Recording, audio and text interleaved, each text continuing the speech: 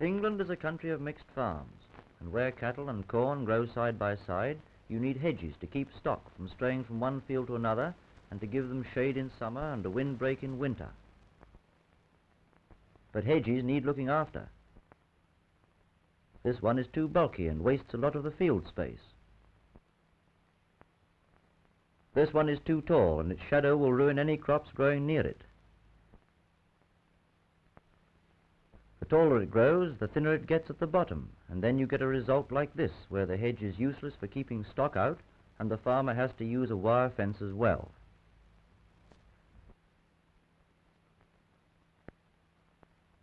One of the best ways of filling in gaps and making up a thin and straggly hedge is laying or plashing.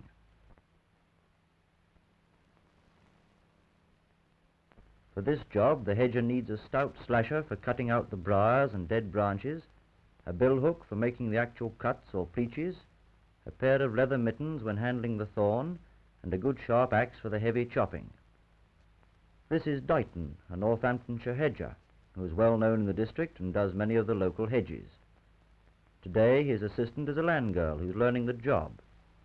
She works ahead on the first rough clearance, and Dighton follows on with his slasher, getting rid of the tangle of briar and dead sticks from the hedge.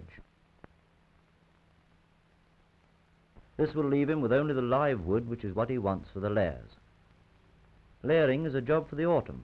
The sap has ceased to rise, and besides, the bare branches let you see what you're doing. After clearing a short stretch, Dighton can begin on the actual layering. He uses his bill hook to make a clean cut in each stem near the ground and then bends it down away from the cut. The cut must not go too deep into the stem. It must leave a good tongue of wood to carry the sap. With quite a small cut, most branches will bend down easily. To discourage cattle from eating the young shoots when they begin to grow, Dighton puts the thorny ends on the side away from the ditch, as that side will need more protection.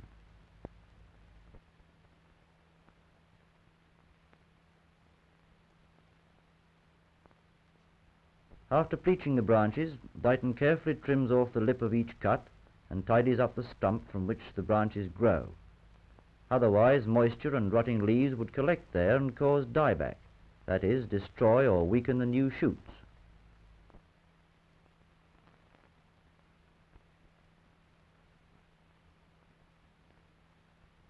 Meanwhile, his assistant is working ahead, clearing away the brambles. Here Dighton has reached a place in the hedge which was layered years ago, but as you can see, the pleaches were made far too high above the ground.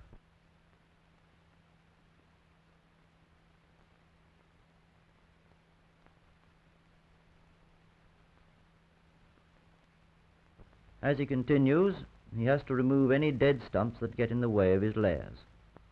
This one is another relic of badly done layering.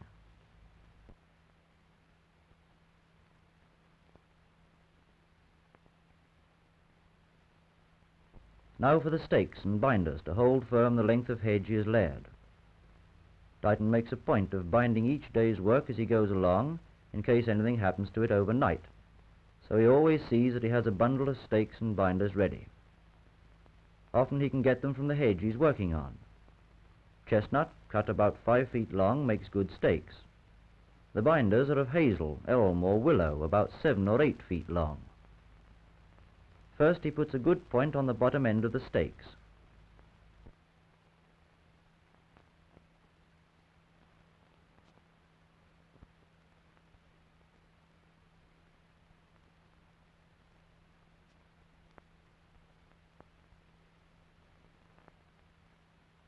Then he threads them in and out through the layers, 2 or 3 feet apart, to keep the thorn firm in position.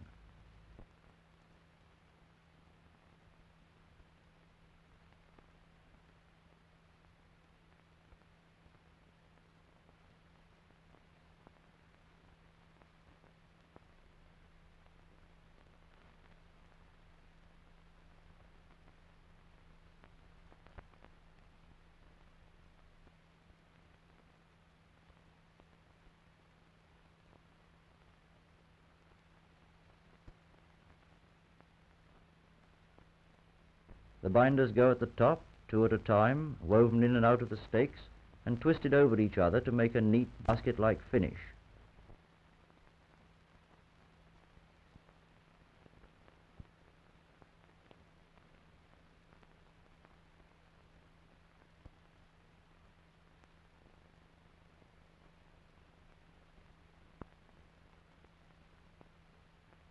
Then the stakes are driven in good and firm.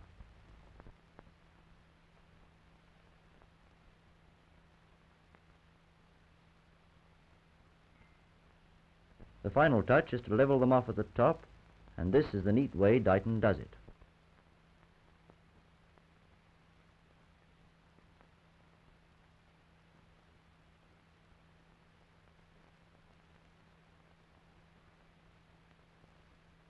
By now his assistant has finished her clearing and is anxious to try a hand at the layering.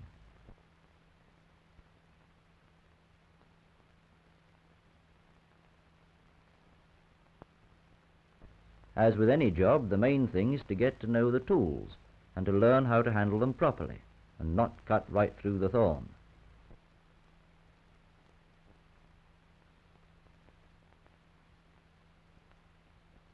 Then she has to know where to make the cut, not too high, but just above the ground level, so that the split runs right to the ground when the layer is bent over.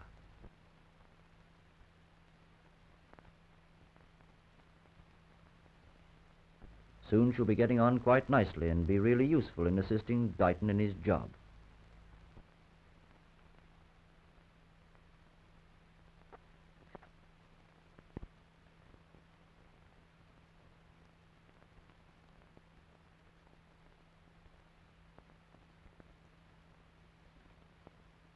Layering certainly makes a good hedge, and the finished job is a pleasure to look at.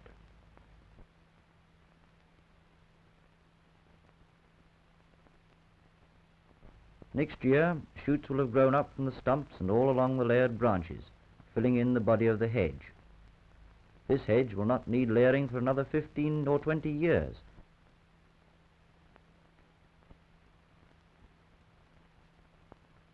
But it should, however, be trimmed. Before the first trimming, the hedge should be allowed to grow for at least 2 years.